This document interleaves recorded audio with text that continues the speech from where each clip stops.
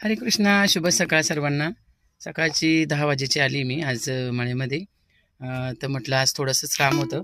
Cable tight करायची होती, बांधायची होती गव्हाच्या वावरामधून. तर ते काम झाले आणि सकाळच्या 16 माळा पण करून झाल्या. आता खूप बोर झाले, मला वाट पाहून. ते बोलले थोडंसंच काम आहे आमचे प्रभूजी, पण आता मेडिकलमध्ये पण जायला उशीर झाला आहे. तर बघा मस्त छान असे फुलं घेतले भगवंतांना.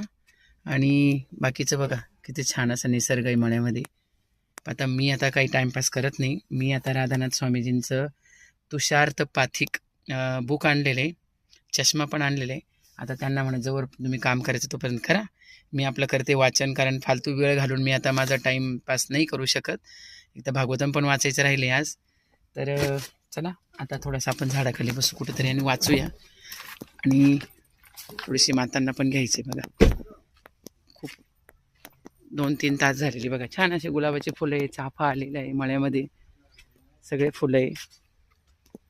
तुळशी माता बघा किती सुंदर झालेले आहे, हे बघा छान. आता तुळशी माता आहे, खूप झालेले. आता मी सगळ्या वावरांच्या कडेला लावलेलेच आहे. आणि इकडे बघू शकता गहू असा खूप छान आलेला आहे, उगलेला आहे. थोडा कॅमेरा माझा ब्लर होतोय.